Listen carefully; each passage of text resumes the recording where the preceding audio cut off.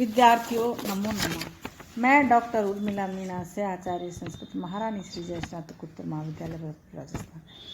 यह वीडियो तृतीय वर्ष के विद्यार्थियों के लिए। विद्यार्थियों, मैं आपको आपकी पाठ्य पुस्तक श्रीमद् भगवद्गीता के 55 श्लोक करा चुकी हूँ।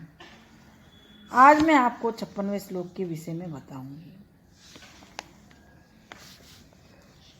अनुवाद व्याख्या कराने से पहले उसका अन्वय कठिन शब्दार्थ कराना अति आवश्यक है। श्लोक की व्याख्या कठिन इसलिए अच्छी तरह समझ में आ जाए। अब आप अर्जुन के समक्ष स्थिति व्यक्ति के लक्षण प्रकट करते हुए श्री कृष्ण उसमें सहनशीलता, सुख दुख में अनासक्त तथा भय क्रोध आदि की भावनाओं से परे होने की बात करते हैं। अब आप श्लोक देखिए। दुखेषु अनुद्विग्मना सुखेषु विगत स्पृह वीतराग भय क्रोध मुनि स्थितिज्ञ उच्यते। अब आप अन्वय देखिए। दुखेषु अनुद्विग्मना सुखेषु विगत स्पृह वीतराग भय क्रोध मुनि स्थितिज्ञ उच्यते। अब आप इसके कुछ कठिन शब्दों का अर्थ देखिए। दुखेषु अनुद्विग्मना का शाब्दिक अर्थ है दुखों से प्राप्त होने पर भी जिसका मन विक्षुब्ध नहीं होता। सुखेषु विगत स्पृह का शाब्दिक अर्थ है सुखों की प्राप्ति होने पर भी जो सर्वथा निष्प्रह कामना रहित बना रहता है। वीतराग क्रोध भय क्रोध का शाब्दिक अर्थ है जो आसक्ति भय तथा क्रोध से सर्वथा रहित हो जाता है। मुनि का शाब्दिक अर्थ है वाक्य संयमी और उच्चते का शाब्दिक अर्थ है कहा जाता है। अब आप अनुवाद देखिए। दुखों की प्राप्ति होने पर भी जिसका मन विक्षुब्ध नहीं होता, सुखों की प्राप्ति पर जो सर्वथा निष्प्रह रहता है तथा जो आसक्ति भय एवं क्रोध से रहित है, ऐसा वाक्य संयमी पुरुष की स्थिति ही कहा जाता है। अब आप व्याख्या देखिए। श्री कृष्ण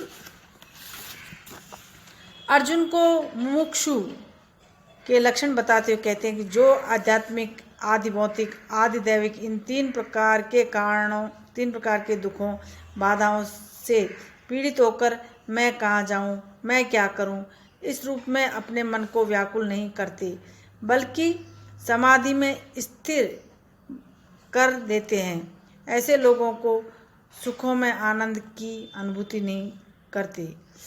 जैसे मिष्ठान्न रस स्वयं प्राप्त होने पर भी उसे भोग करने की इच्छा नहीं करते या उसे खाने के लिए मन को चंचल नहीं करते।